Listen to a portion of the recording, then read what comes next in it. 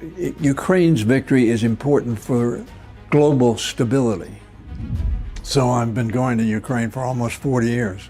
The Russians pledged and promised to respect their international borders.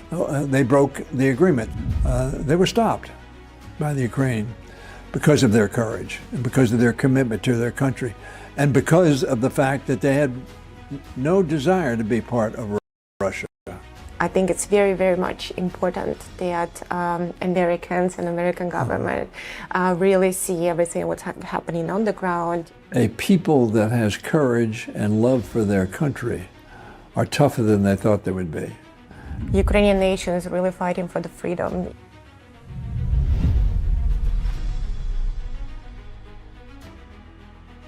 Congressman Steny H represents Maryland's 5th District and is one of the most experienced leaders in the U.S. House, serving for over 42 years. As former House Majority Leader and Democratic Whip, he shaped key legislation on fiscal responsibility, disability rights through the Americans with Disabilities Act, and election reform with the Help America Vote Act. A champion of American workers, he's created and saved nearly 23,000 jobs in Maryland, supporting facilities like NASA Goddard and Patuxent River Naval Air Station. He's fought for environmental protection, including the Chesapeake Bay, and ensured funding for transportation, policing, and community safety. On the global stage, as former chair of the Helsinki Commission, Congressman Hoyer has advocated for human rights and democracy worldwide. He has visited Ukraine since 1987, nearly 40 years, and has been a steadfast supporter of Ukraine against Russian aggression, advocating for U.S. aid and stronger alliances. A graduate of the University of Maryland and Georgetown Law, Congressman Hoyer's commitment to public service started in the Maryland Senate at age 27. Today, he continues fighting for a secure, prosperous America. Greetings everyone and welcome on Alatra platform. Today we are in Washington, D.C. and Congressman Steny H, thank you so much for inviting us to your office. It's a great honor to meet you. Thank you. Glad to have you here. For our global audience, I wanted to mention that Congressman Steny H is one of the most experienced legislators in the United States House of Representatives, and he is the representative of the 5th District of Maryland. And he's a big supporter of Ukraine. You can see his pin, which he's wearing every single day. And he's supporting Ukraine since 2014. And of course, after the full-scale invasion in 2022. Probably, Congressman, allow me to start with the first question. So what really shapes your personal commitment to standing with Ukraine for such a critical period for this country? Well, hopefully I stand with every nation that is invaded contrary to international law. I was chairman of the Commission on Security and Cooperation in Europe for a number of years, and in that context visited Ukraine as early as 1987. So I've been going to Ukraine for almost 40 years.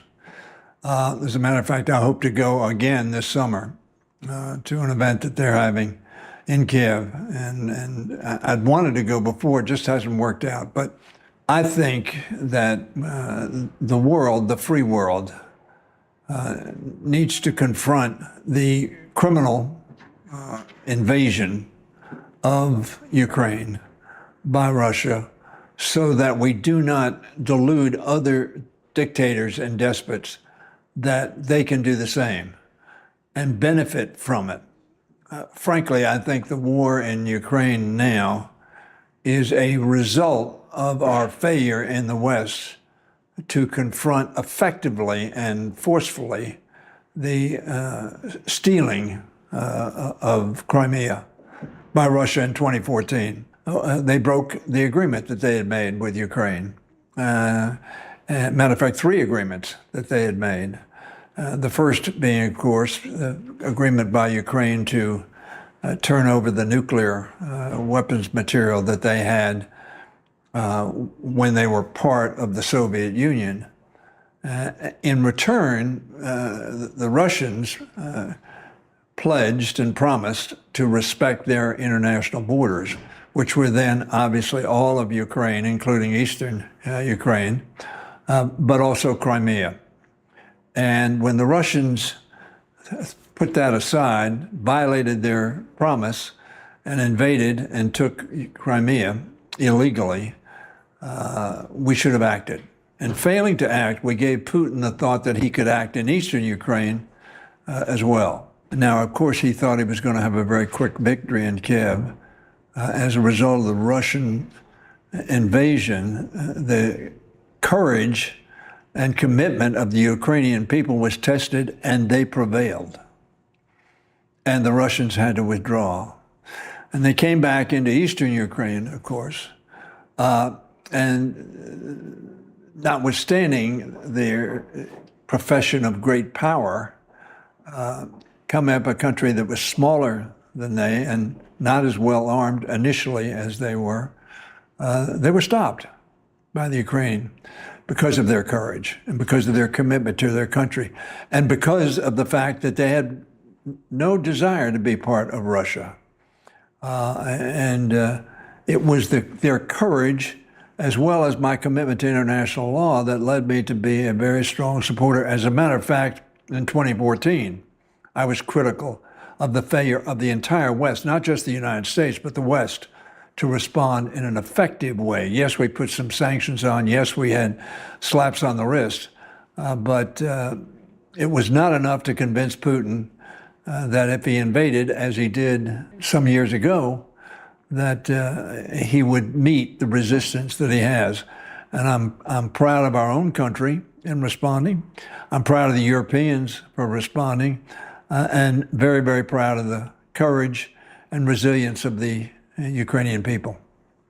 Thank you very much for your support. Thank you for these kind words. And really, Ukrainian nation is really fighting for the freedom. And thank you for all those years, and thank you for coming to Ukraine. I think it's very, very much important that Americans and American government really see everything what's happening on the ground and understand that you're the one who. Let me just add. I'm a very strong believer. This is not just important for Ukraine.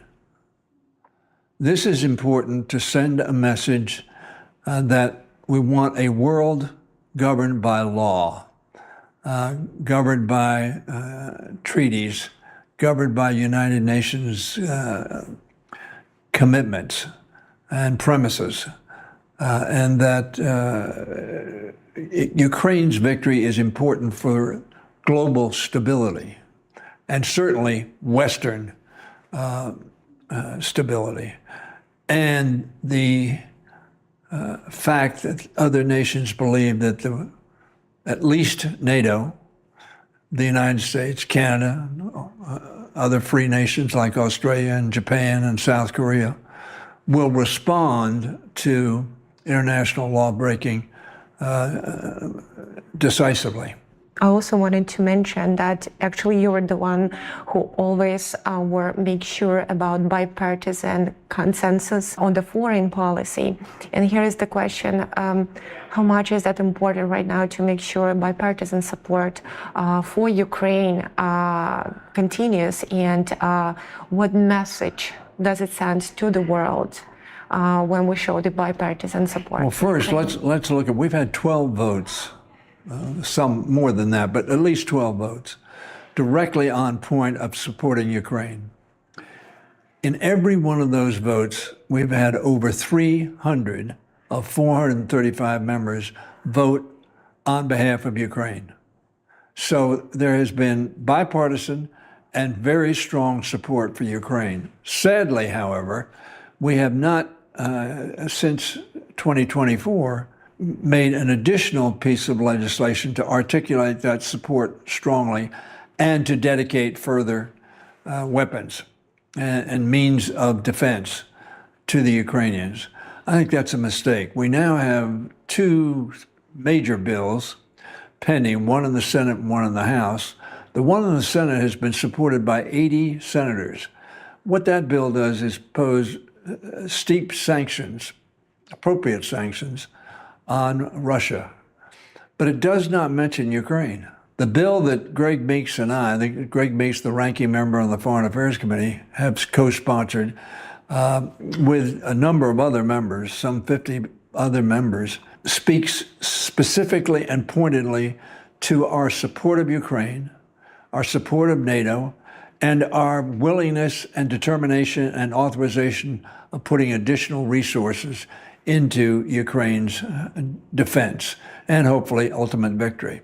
Let me add for your listeners or viewers, in the Congress, you can introduce a bill, and if the committee doesn't report it out to the floor so you can vote on it, there is a procedure we call discharging, taking the bill out of committee.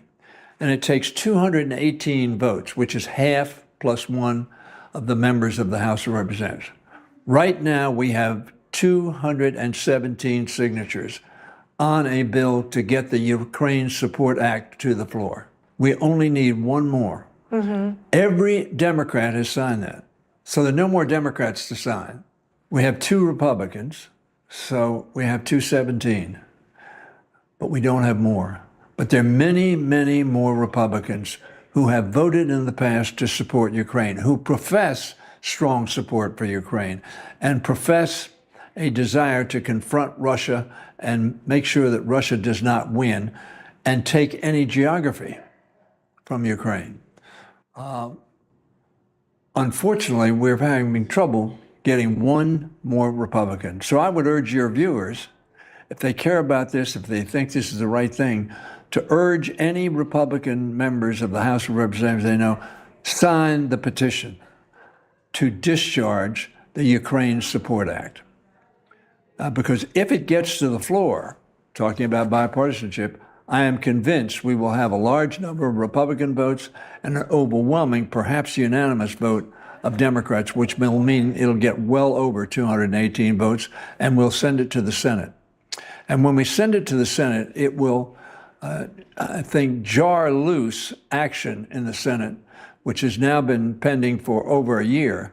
They've had a bill that's supported by 80 senators sanctioning Russia, and that they haven't brought that bill to the floor. My view is they haven't brought it to the floor because the president doesn't want it on the floor, which I think is unfortunate. We're confronting Iran right now, which is a terrorist government. We have not confronted Putin as we ought to confront him, because he is an international lawbreaker, an international terrorist, if you will, killing people on a regular basis in Kiev, civilians, hitting apartment buildings, hotels, other commercial developments, and putting at risk civilians. That's a war crime. And the failure to confront Putin effectively is giving aid and comfort to him and to those who support his efforts. Congressman Hoyer, what do you think? I would like to maybe also switch to support of Ukraine and in a way of its recovery and development. So what do you think beyond the military assistance also?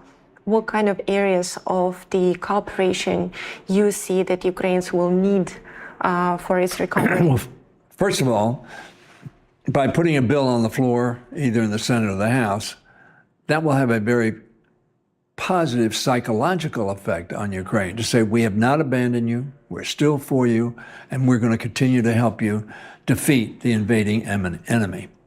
So that's number one. Number two, they're going to need very substantial economic help. I am for using the resources that Russia had stashed in Europe, if you will, for reconstruction. They've caused the destruction, physical, emotional, and yes, many, many lives. And the money that they've had, which has been sequestered now, has been frozen, we ought to start using that and continue to use it for the reconstruction and rehabilitation and investment in Ukraine. Furthermore, economically, we ought to invest in Ukraine. We've got to stabilize the situation in Ukraine. We've got to get Russia out of Ukraine so that there is a confidence that people can invest there with safety. But then we ought to invest in Ukraine. The president has talked about having some joint ventures. Ukraine has a number of very important resources, but we ought to have a bargaining on an even keel. And what I mean by that, not the United States come in and say, we're going to take this from you. No, we ought to have a commercial, fair agreement, and we'll purchase resources from Ukraine. The world purchases a lot of food from Ukraine. One of the food baskets of the world is Ukraine. We need to make sure that is safe and they can ship their products to people with safety. And we have to, my own view would be, I think Ukraine ought to be a member of NATO, and I think they ought to be a member of the EU. That's their real protection. Being part of a defense and economic association that'll allow them to grow with security. That's what I was actually about to ask. How do you see the future role of Ukraine in the international community, and what potential do you see it as a contributor to global security, to democracy, and to economical partnerships? Well, obviously, Ukraine is a democracy. It's not a perfect democracy.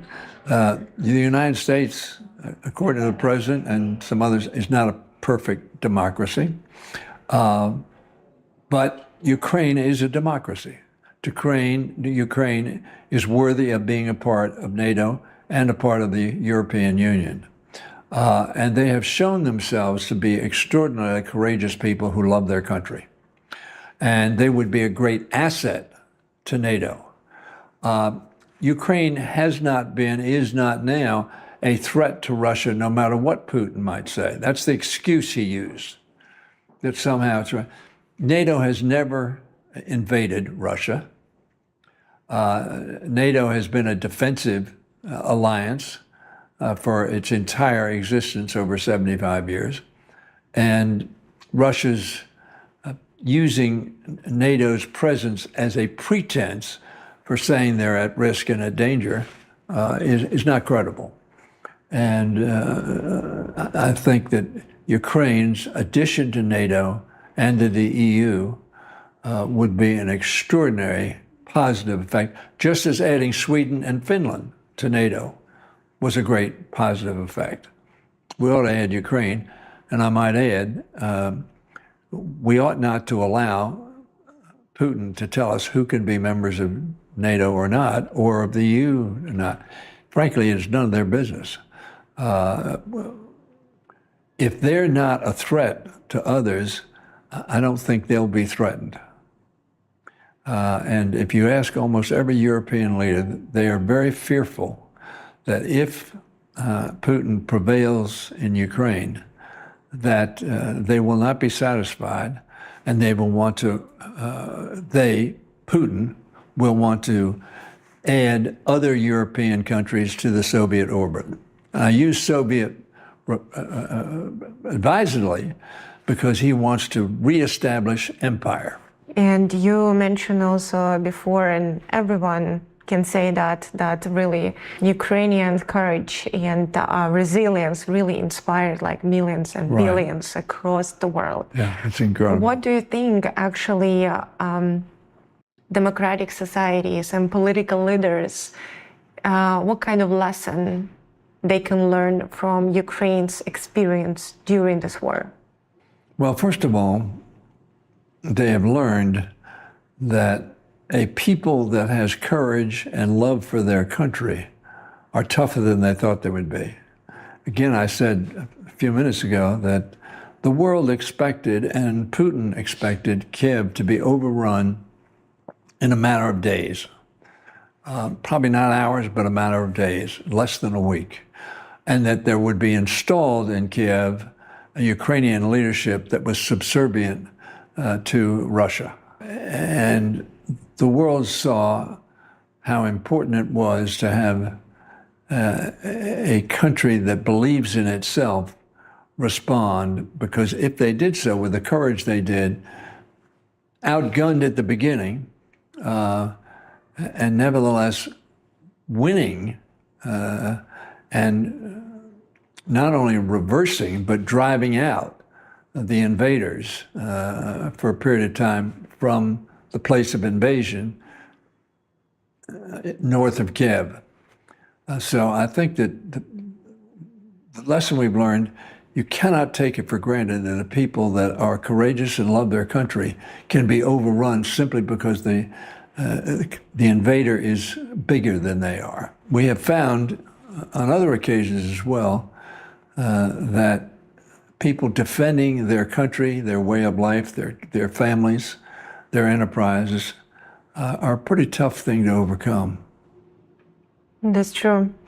And if you had an opportunity to address actually people of Ukraine directly, what kind of words would you tell to them, including also the Ukrainian prisoners of war, those who are staying in Russia for a long time right now?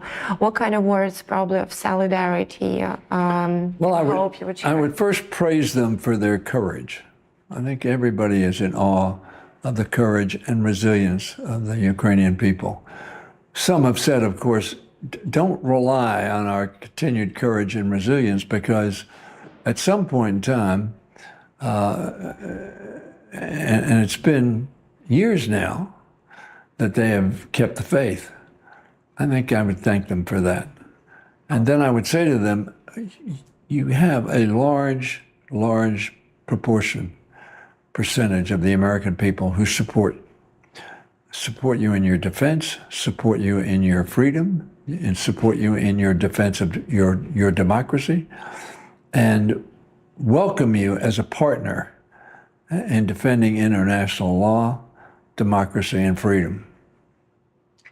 Thank you very much, Congressman Hoyer. It's a big pleasure. Thank you so much for your words, for your support, for standing with the Ukrainian people. Thank you for all your incredible work. It was such a pleasure to talk to you. Thank you for finding time out of your busy schedule. We know how hard it is, but thank you so much for finding this time and talk to us today. It was a pleasure. Thank you very much. And I wish the best for Ukraine, and I want to reiterate to your viewers, ask them to please ask one or two or three, we only need one Republican. We've run out of Democrats. We have every Democrat. I say this not in a partisan sense. I say it because we need 218. Because if we bring a bill to the floor, the Support Ukraine Act, it will pass. Because the majority of members are for Ukraine, defending Ukraine, and in opposition to Putin and his Russian army. Thank you so much. You're welcome. Thank you. Thank you. Good to be with you.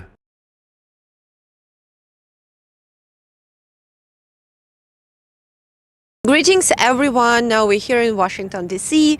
And here with us, David Plaster is the American veteran and the one who is a big supporter of Ukrainian people.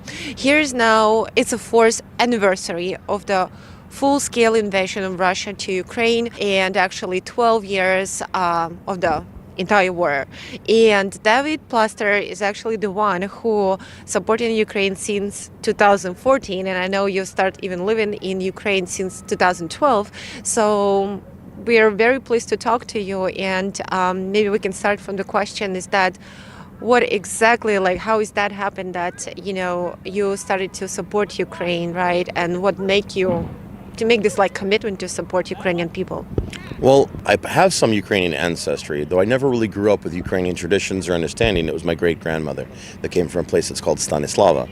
But while some Ukrainians like to believe that's the reason why I support, I feel it's more because it's the most American thing I could do. Our country will have a 250-year anniversary soon.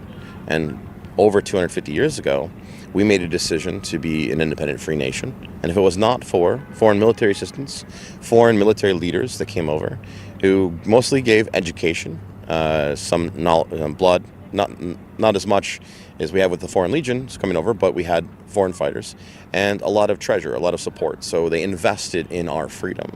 And I saw a pattern emerge ever since Reagan left the presidency that every president afterwards had said that Russia is not our enemy. And every time an American president said Russia is not our enemy, Russia did what? It got bigger. And when President Obama said that at the debate with Romney, that Russia is not our enemy, I understood that something was going to happen. So I had a choice to make: finish my military career, or do something about it. So I left in 2012, the military, and I joined. I came to Ukraine to live, and I enjoy football. I used to play soccer when I was younger, and I really loved it. So, and of course, you can't fall in love with Ukrainian people. They're just so welcoming and warm. And I'm from the Midwest. A lot of people call it the flyover state, but we're very much like Ukrainians. We're very warm, good Christian people who believe in doing the right thing. And when you say something, you do it. So I fell in love with that, and I felt kind of very much at home from the moment I got off the plane in Juliana in Kyiv. And today I call Borshchivka my home. I'm very proud to say that. The people are wonderful. It's very green and clean, despite the reputation that people might think about it. But that's fine with me. They can live somewhere else. So when you saw all these things go on, and before even Maidan, I traveled the entire country. I was in Donetsk, I was in Luhansk, I was in Crimea in 12 and 13, and even 14 before the referendum. I couldn't help but support the people. I understood what was going to happen. I've been speaking Russian since I was a teenager. I taught myself, and I would read Svoboda and the microfilms and the Ukraine Weekly, and I would get this information. It was a great great way to hear about what was going on in Ukraine, understand that. And I wanted to kind of connect more with where my ancestors came from and understand that. And I understood that Russia was eventually going to invade Ukraine. It was a matter of time. Russia is very weak. It doesn't want people to know that, but it is very weak, and that's why it acts like it's so strong. And Ukraine is, 10% of the world's black earth, right? So it just makes sense to come out and take it.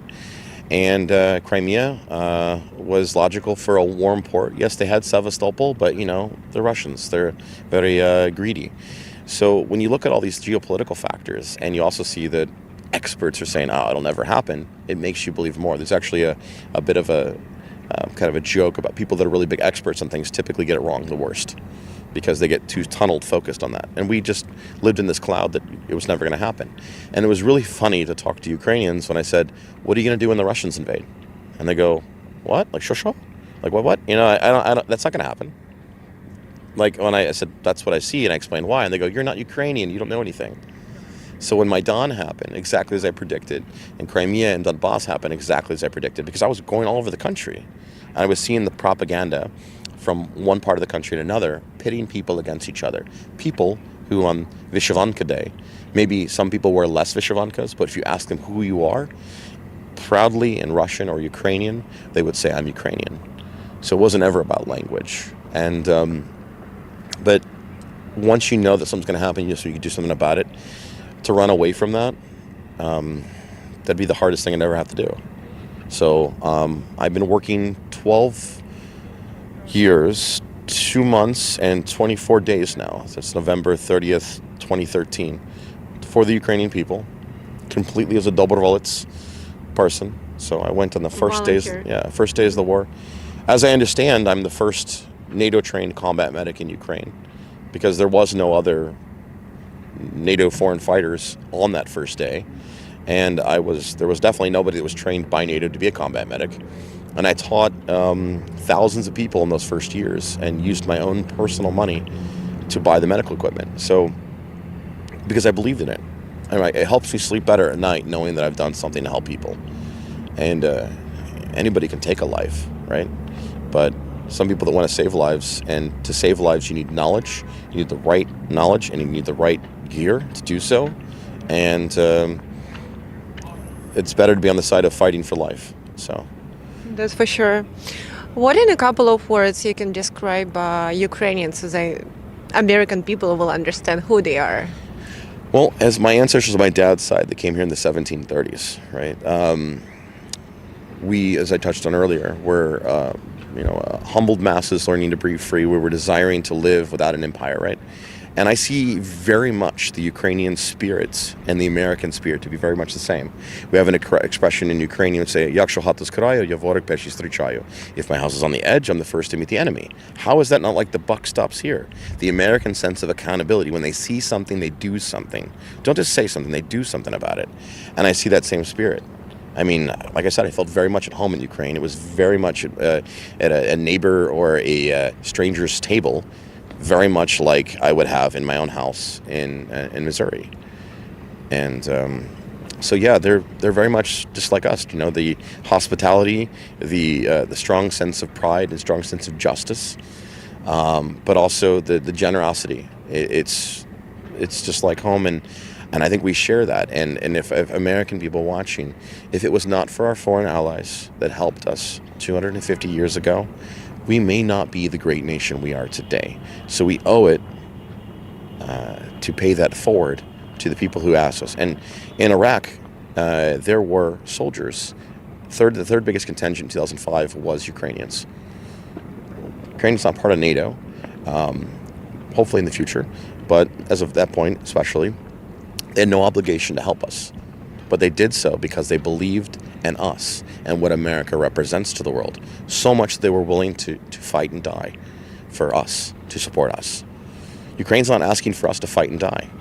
Ukraine is asking just to, hey, give us your old technology that you're not really using, that's collecting dust, in National Guard depots across the country, stockpiles, and modernize your military, because we're going to need you, America, as a preventive medicine to make sure that China, and Russia, and Iran, and North Korea, who are all enemies of America, don't decide to do something more and to turn this into a more global war. So we need America to be strong. Ukrainians want America to be strong. But they need help, just like we did, with training, with technology, but we don't need American boots on ground. And they want us to be accountable for that. They want to show how they are good partners to us, how they are accountable partners to us. And they want to help us learn. There's a lot of battlefield lessons learned that Ukraine can pass on to us. And just like the next big war in the world is going to teach us, to include the Ukrainians, more about war. And we owe it to our fallen who have died for our service of our nation, the United States, to learn any way we can from how to save lives and how to, quickly end the lives of bad people who want to harm us, and want to go after our freedom, want to upset the balance of the world and make the world a darker, scarier place. And I don't think that Russia, North Korea, Iran, and China have American interests at heart, but Ukrainians do. They do. So long as we were willing to help them and work with them in their time of need. And I think that Ukraine will be our best European ally when this is all done, if we just have the political will to see it through. How do you see the role of Ukrainian people in international community, knowing, what already Ukrainians went through, and I mean, of course, the war and everything, but also in terms of maybe global security and just generally taking all of that experience in the future? What's the role for Ukrainian people, Ukraine as a country in the international community, what they can contribute? How do you see that? Technologically speaking, so Ukraine took a project that was kind of used by Estonia, for example. It was given to Ukraine as a present. They unboxed it, modified it, made it their own, and now it's called DIA. It's a very great interface for citizens to interface with the government. It's also, I have my own DIA. It's got my digital ID, it's got my tax number, it's got my profile, a scannable QR code so people can easily see me. And I would imagine that Republicans would like the idea of getting digitalized documentation so that at the polls, American citizens can show that they are American citizens with a scannable, very hackable QR code that would allow to verify who they are, right? And also to make our peace officers more safe when they are meeting and engaging with our citizens, to show that ID, and also for our residents, our legal documented people here. So we could learn a lot from that. Ukraine's already doing that, and they might be able to help us modify that. I also see huge opportunities integrating that technology with the Veterans Association affairs. There's a lot of veterans in the United States that take their lives, unfortunately. The enemy that we were fighting in the global war on terrorism in Vietnam and Korea is still killing our veterans now. when they don't feel like they get the help they need. So having that has a way to transition from the Department of War to the Department of Veterans Affairs more readily, using that technology, sending the records directly over would save a lot of time, would save a lot of money. And I think that with the great minds we have in our country, as well as working with the Ukrainians, we could make it better for both of our countries and cost a lot less and save a lot more money for the American taxpayers. Thank you so much for supporting Ukrainian people. Maybe you have something like, I don't know, wording a message to Americans or to Ukrainians. We know you're coming back to Ukraine, right? It's my home. It's your home right now, yes. So maybe it's something important that you think it's important to understand for American community and for Ukrainian community as well. I'll speak first to the Americans. So my fellow Americans, I did not abandon my country. I did not abandon service. I'm continuing my service to the American people. When I rose my right hand and swore to uphold, defend the Constitution of the United States of America and the American people, I did so because I love my country. I'm willing to help the Ukrainian people for as long as I've been doing this because I know that it makes America safer, it makes America stronger. And I do it out of love, and I do it to demonstrate who we are as American people, and that we keep our promises. To the Ukrainian, часто буває, люди скажуть мені, що недобре такі людей, скажуть, що Yankee go home. А я їм скажу, кожен раз, коли мені є шанс, я йду додому в Борщагівка, тому що я там живу. І мені не стидно так сказати, що я майже я американець, але в моє серце українці. Я вважаю, що люди тримаються, розумієте, що не завжди буде холодно, не завжди буде темно, майже весна, і цей американець скоро буде вдома, і разом, тільки разом до перемоги. А я з тобою до кінця, до Чорної площади, коли будуть спалити москалі. Дякую. Thank you so much. Thank you for everything you do. Thank you for supporting Ukrainian people. Thank you to have this Ukrainian heart. And thank you for your service to the United States of America. Слава Україні! Героям слава. Дякую.